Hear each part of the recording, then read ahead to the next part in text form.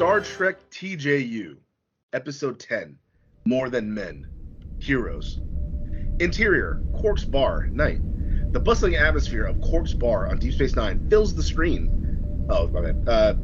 It's bustling. Aliens of various species enjoy drinks, engaging in conversations, and playing games. Among the crowd is Tim and James, two charismatic podcasters huddled over a table, microphones in hand. Greetings, listeners. We find ourselves at the heart of the universe, Deep Space Nine, where the extraordinary meets the unknown. That's right, Tim. And tonight we have a once-in-a-lifetime opportunity ahead of us.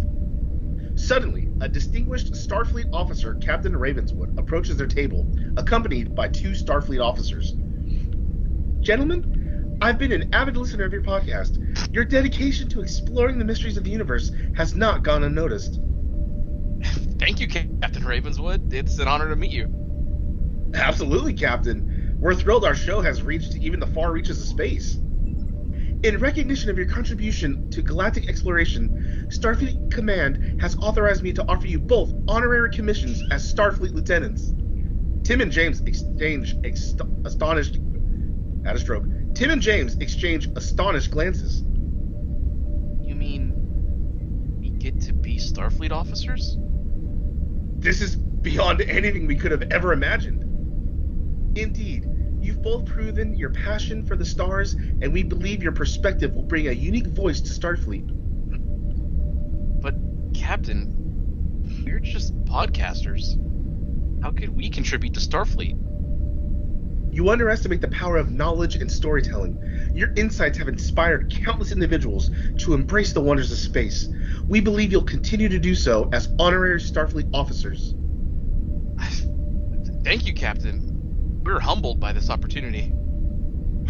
We're ready to boldly go where no podcasters have gone before. Excellent. Now, if both of you stand and raise your right hands, Tim and James stand, gripping their microphones tightly.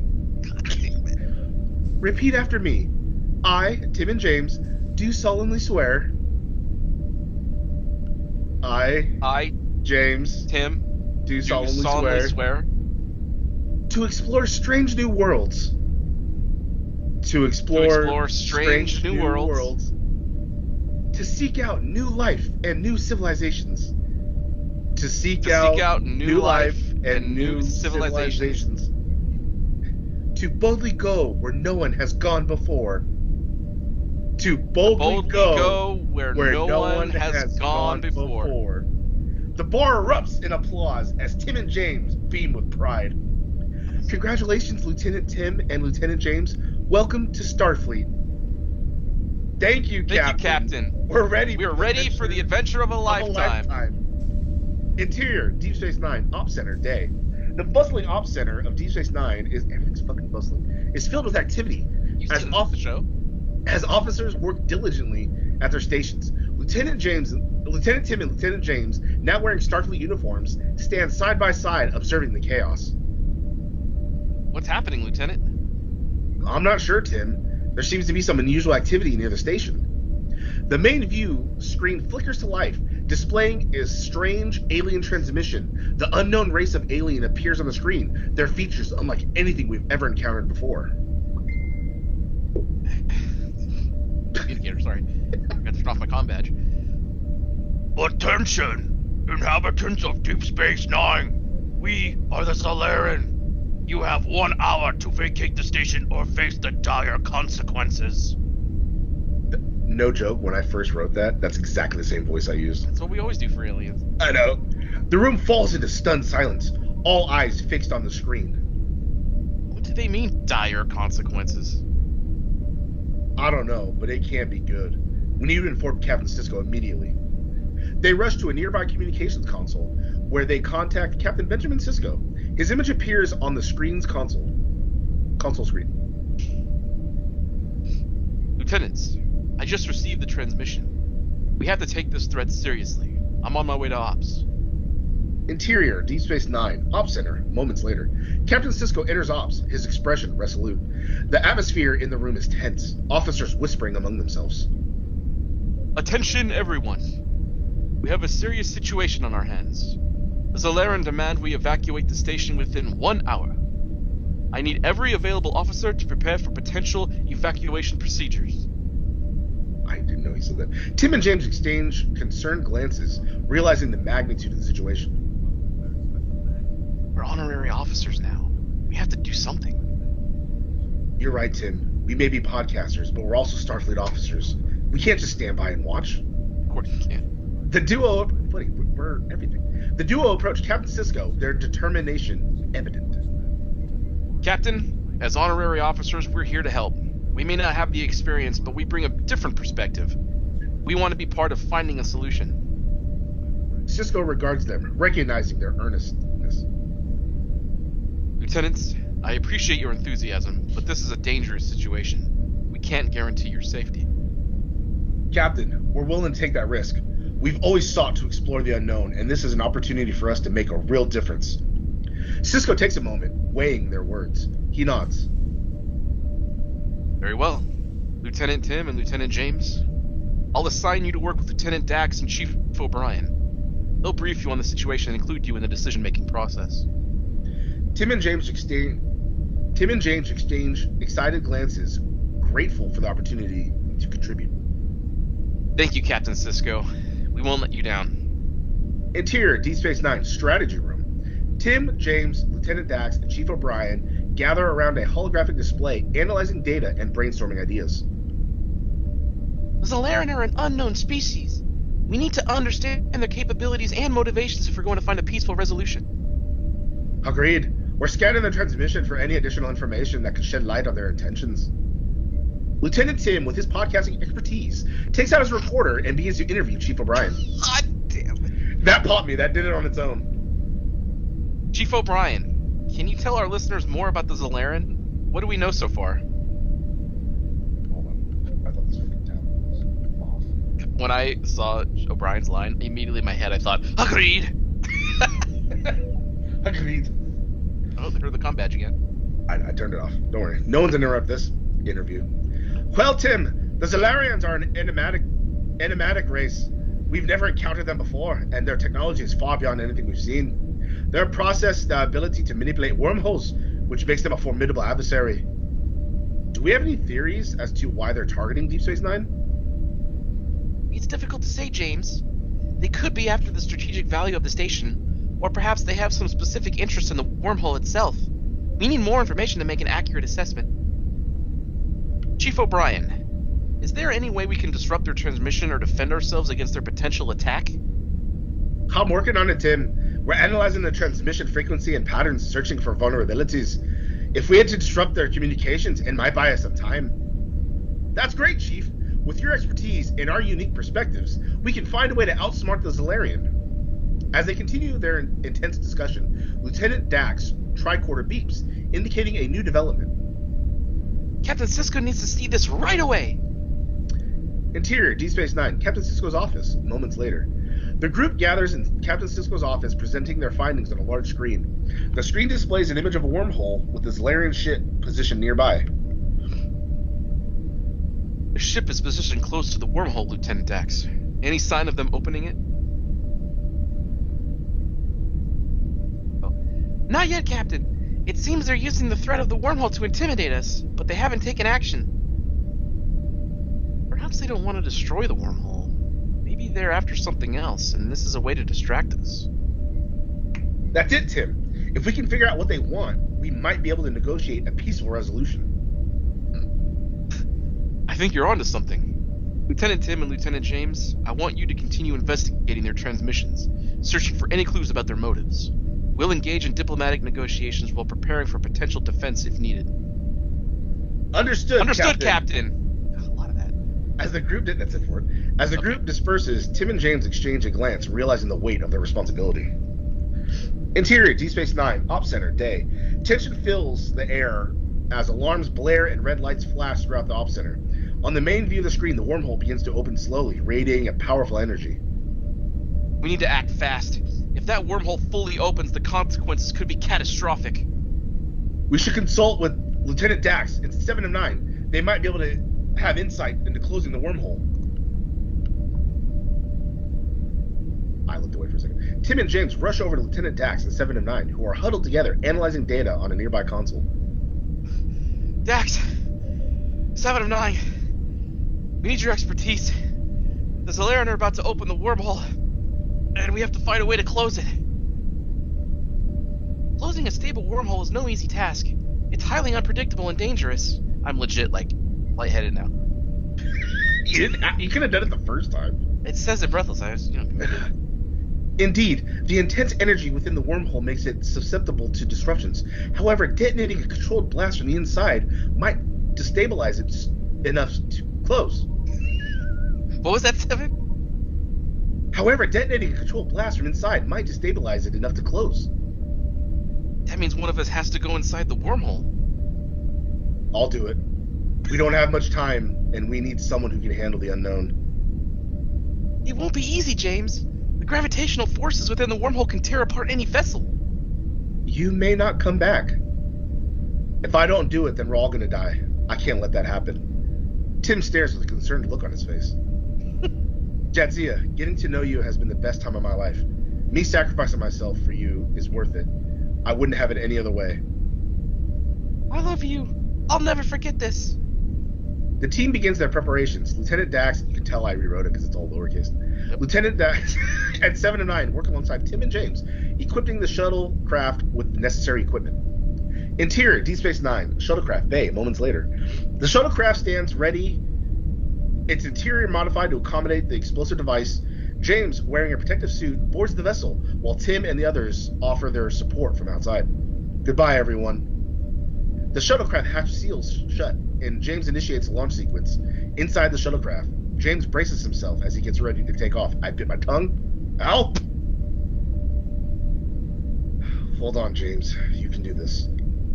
Interior, D Space Nine, shuttlecraft bay. I can't let him do this alone. We're a team. I have to go with him. Tim, you can't. You've made me feel so much love. I can't lose that. You're right, I'll stay. Damn it! You've convinced me. I can tell you also wrote this because the name is in all caps. Oh, you know it. We're the TJU. I can't leave him to die alone. Maybe there's a way we can detonate the bomb and get out of there fast. We have to try. I can see there's no stopping you. I'm sorry, 7. I love you.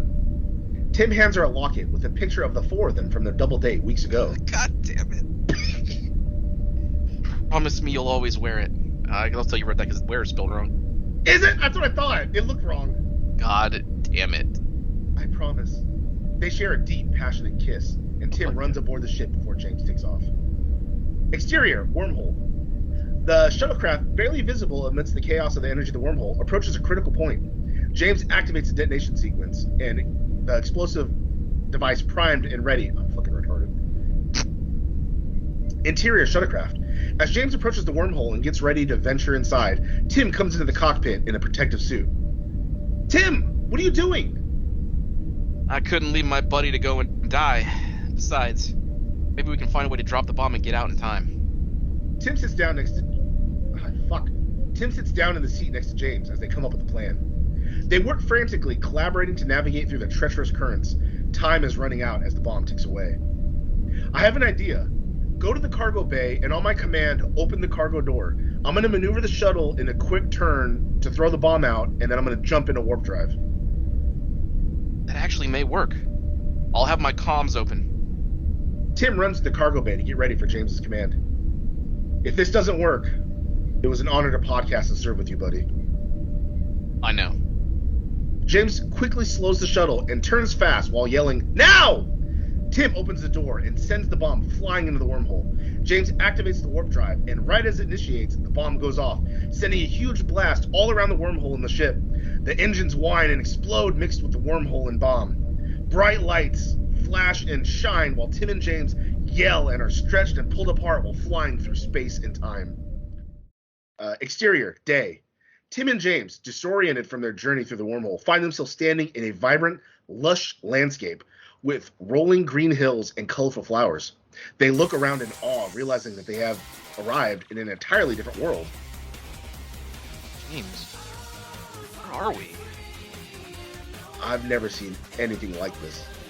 Suddenly, the iconic sound of a spinning spin dash resonates in the distance. Tim and James look around, and suddenly, Sonic the Hedgehog, with his signature blue quills and determined expression, speeds towards Tim and James. Whoa! Who are these slowpokes? Suddenly, a little yellow fox with two tails comes flying down from above. Tim and James stare in awe, then look at each other and let out a yell. End of season 1. Huh? How about that? Whoa! Who are these losers? Whoa! Why is my cock hard? God damn it. Tails, get down here. Get ready for that.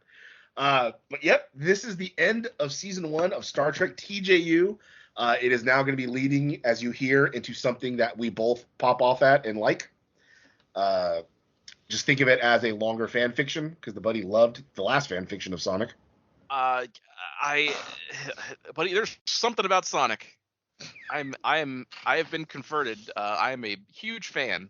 God, I know you didn't hate him before, but you never really gave a shit. But no, out of nowhere, all of a sudden, you really started liking Sonic, and then now you just pop at anything fucking Sonic. I love how dumb it is. God, and the butt rock, and then the people making memes of like his dirty feet and shit. Like the butt rock, the memes, the avatars. I love every single. I love it more than the buddy now. It seems like, because I'm always like, hey buddy, let's go check out this Sonic World, and you're just like, no. I'm like, oh yeah, what? You get to be silver and shit. Yeah, you love it. Yeah, you do love it way more than I do now. But so the buddy said he had to do a lot of writing for this one, more so than normal. But what was the actual prompts you did use? The first prompt was write me a script for Deep Space Nine where Tim and James, podcasters, are being sworn in as honorary Starfleet lieutenants. So that's why I just made up Ravenswood and all that shit. Right. And then so after we said, thank you, Captain, we're ready for an adventure of a lifetime, it says the scene ends with Tim and James shaking hands with Captain Ravenwood, their excitement palpable as they embark on their newfound journey as honorary Starfleet officers. But, obviously I got to continue it. So I said, continue prompt, where an unknown race of aliens show up and transmit a message to Deep Space Nine that they have to hand over the station or they will open a wormhole, destroying them. And so it was a lot of that stuff, alien leader. Basically all that was the same. I didn't change much there. And then it ended with Dax and O'Brien, talking, and then maybe we can find a peaceful resolution. So I just hit continue prompt and it spit out more. And then we talked about how, so it said, we said, understood, Captain, and then it says the group dispersed as Tim and James exchanged a glance. It continued after that, where the first line, which popped me, but I can't use it. It said, it says, Tim, grateful. It says, Tim, grateful. James, we have a chance to use our podcasting skills to help bring understanding and unity. Let's do something we can find a peaceful solution. And then I said, absolutely, Tim, as our journey as honorary officers has taken an unexpected turn, but we won't back down. Together, we'll make a difference. And then, with newfound determination, as always, Tim and James set out to uncover Zalarian's true intentions and avert the crisis on Deep Space Nine. And then I said, continue with the aliens starting to open the wormhole, and Tim and James go into Dax and 7 of 9 to figure out how to close the wormhole. But the only way to close it is to detonate a blast from the inside. That's all I said. And then it had us, that's when the alarms were blaring. We ran to them. And then it led to that. That means one of us has to go inside, and then I'll do it. And it just mega fucking popped me. Because it just chose me without me having to say me. And then, so originally it said, it won't be easy, James. The gravitational forces from the wormhole can tear apart any vessel. And then it says, if anyone could do it, it's James. We trust him. And I was like, you son of a bitch. What? And then it was her saying, very well, we'll prepare shuttle specialized explosion device. Timing and precision will be crucial. And then it says the team, preps all that shit. And then the shuttlecraft stands ready. Its interior modified to accommodate the explosive device. James wearing a protective suit and boards, while Tim and the others offer their support from the outside. And then the first thing is you. James, you've got this. Just remember, we're with you every step of the way. Thanks, Tim. I'll make sure to close that wormhole for all of us. God damn it. So then I shut the craft and I leave. And then, let's see. I maneuver through the... Let's see. James takes a deep breath. His hand steady as he initiates a detonation. And then this might pop you because my last line, it says, "This is for Deep Space Nine. The explosive blast reverberates through the wormhole, causing a violent reaction. The unstable energy collapses on itself, closing the wormhole gradually." So that was my last line. This is for Deep Space Nine. And then I said, "Continue." But Tim snuck aboard the ship to help James come up with a way to fly out of the wormhole before the blast goes off, but they don't make it in time and get sucked in the wormhole. So now this didn't make any sense, so I had to rewrite all this. So I know I'm just rereading it, but there's no other way to talk about it. So it says, as the alarm sees, everyone breathes a sigh of relief. However, Tim's absence doesn't go unnoticed by Lieutenant Dax and 7 of 9. "Dax, where's Tim? He's supposed to be here." 7 of 9, alarmed. "I have a bad feeling about this. He wouldn't have risked his life without a plan." They share a worried look, realizing that Tim might have snuck aboard the shuttlecraft. So then in the wormhole, inside the chaos, I left that part. That's why that didn't make sense. The wormhole, the blast reverberates, blah, blah, blah. James panicked. This doesn't make sense. If you snuck aboard, why would I be like, "Tim, where are you? We need to find a way out to escape before it's too late." That is true. And then interior shuttlecraft. Tim emerges from a hidden compartment with his face filled with determination. I was like, what? It just made it that no one on DS9 knew I left. Oh, okay. And then again, you breathless. "I couldn't let you face this alone, James. We'll find a way out together." And I legit got lightheaded. They work frantically, collaborating, and navigate through the treacherous thing. Time is running out. The wormhole continues to collapse around them. And then it kept going. So it's more about the wormhole. "We're running out of time, Tim. We need to find a solution now." "Wait, James, I have an idea. If we redirect all the auxiliary power to the thrusters and execute a precise maneuver, we might be able to create a gravitational slingshot effects that propel us out of the collapsing wormhole. It's risky, but it might work. Let's do it." And then it says they reroute the power. The shuttlecraft hurls towards, barely escaping the crushing force of the collapsing wormhole. Tim and James, breathless but relieved, exchange a triumphant looks. "We did it, Tim. We made it out." "We sure did, James. I knew we could find a way." As they take a moment to catch their breath, always out of breath, the weight of their accomplishments settle in. They are alive, having faced danger head on, and came out. And then, Cisco again, "Lieutenants, I'm glad you're both safe." It's just like, God damn it. So you've proven that we wanted to prove that even honorary officers can make a difference. You said that. You've certainly proven that. Your courage and resourcefulness are commendable. As the crew celebrates their victory, James and Tim, that's weird. That threw me off. Realized that their journey, and then it ended. So then I said, write a script where Tim and James land into the world of Sonic after being sucked into a wormhole. So I kept some of that. It says disoriented from it said unexpected journey through the wormhole. They find themselves in a vibrant thing. And then you said, James, where on Earth are we? I took that out because, obviously we know it's not Earth. And then me, I think we're in the world of Sonic, but I didn't want to give it away. So I was just like, I don't know. So then him coming up is the same thing, speeds toward Tim and James. Then his fucking line, Sonic stopping in front of them. "Hey, what's the buzz, newcomers in Green Hill Zone?" And I was like, that's awful. That's not bad. God damn it. You don't understand. With Sonic, the worse, the better. I guess. I wanted some type of pun, so that's why I was like, oh, who are these slowpokes? But then I couldn't say, it'd be weird if he's like, oh, who are you two slope? So then that's why I added Tails, but I didn't want Tails to say anything, so I just added Tails coming down. And then Tim stumbling for words. "Sonic? Is it really you?" And then is it you? James excitedly, "We're huge fans. We never thought we'd end up meeting you in person. Well, in Hedgehog, so to speak." What? Because not a person. I didn't read the rest. I just deleted it. You should have kept that. That's not bad. But I didn't read it. I just wanted us to go. I wanted it to end on a cliffhanger. I gotcha. Because then I think that's got to be the beginning of the next episode. Yeah, but we'll swap. I think I was even numbers. You were odd numbers. Oh fuck, that means you write the first episode because you'll structure it how you want to go. We'll just keep the same. You do odd numbers. I'll do even numbers. Are you sure you don't want to start it? The Sonic is your baby. No, it's definitely your baby now. not the way you like it. Yeah, I'm gonna write some weird shit. That's fine, buddy. I accidentally blew up DS9. You can make me suck Sonic's cock. That is true. Sonic chuckling. Well, you're in for a wild adventure, fellas. And hey, it looks like you're not from around here. Mind filling me in on your story? Tim and James explain their podcasting origins, son of a bitch, the wormhole incident, and how they found themselves in Sonic's world. God, Sonic, thoughtfully. Well, you stumbled into quite the place. But if you're looking to find a way back home, I might have a lead. Tails, my trusty sidekick, is a whiz with technology. He might find some answers. Just as Sonic finishes speaking, a two-tailed fox. Oh fuck yeah! I didn't even know that. I added that to myself. Named Tails flies overhead, landing gracefully in front of the group. Sonic, who are our new friends? Meet Tim and James. They're from another world and need our help finding their way back. And then you, appreciative. We're grateful for any assistance you can provide, Tails. And meeting both Sonic and Tails, this is a dream come true. Don't worry, guys. We'll figure something out. We've dealt with interdimensional adventures before. And that's probably right, because what's that knight game where he was a knight with human people? That's where he kissed a girl. Yeah! I just had an idea. Write it down, because there's a lot more to the script left.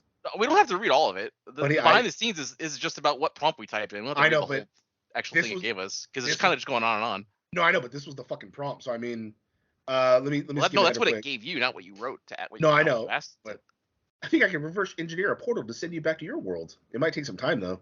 That's incredible, Tails. We'll assist. We can document our adventures in Sonic's world for our podcast listeners. They won't believe this. That's what I said. Holy shit! Did they add? As the day passed, Tim, James, Sonic, and Tails embark on thrilling adventures battling Dr. Robotnik and exploring. Oh, so it skipped a bunch of shit. Hey, look at this. Scrap Brain Zone. Never heard of that zone before. I have not. Oh, God. We'll document it for our podcast. Son of a bitch. I can't wait till we interview Sonic. So I just pictured, because we're talking cliffhanger, I just pictured in my head the end of, like, the first Back to the Future. Where it kind of starts zooming out a little bit, and it just goes... Dun, dun, dun, dun, dun, dun, dun, dun. Can we put that at the end after Sonic says of this? Sonic says his line. Oh god damn it! I was gonna add Sonic music. I thought that's what you wanted. No, I mean, yeah, but for Sonic music, obviously, when we get to the Sonic episodes. But I don't know. I just think I don't know. It probably wouldn't pop anybody else, but it would mega pop me. Specifically, the cliffhanger portion of the song. Yeah, just end of season 1. Dun, dun, dun, dun, dun, dun. I guess I could. That's pretty good. Right after Sonic says his line. Dun, dun, dun, dun. Well, no, because then we still talk after that, because I have the narration. Yeah, but we talk over it. It's fine. God damn it. All right, well, I mean, if you're listening to this, then you've already heard it. So you've already heard it. That's why I was fine just saying it. Yeah. All right, but so probably have a little breaky poo for season 1, and we will come back maybe, because this is going to stretch us a fucking couple months, because we're scheduling out. So hopefully by then summer will be a little over-ish, and we can get cracking on season 2, because I'll be home at a reasonable time, hopefully. Yeah, and also just to put in perspective, we just recorded episode 10, as you heard, but as of this recording, only episode 1 of Star Trek TJU is posted.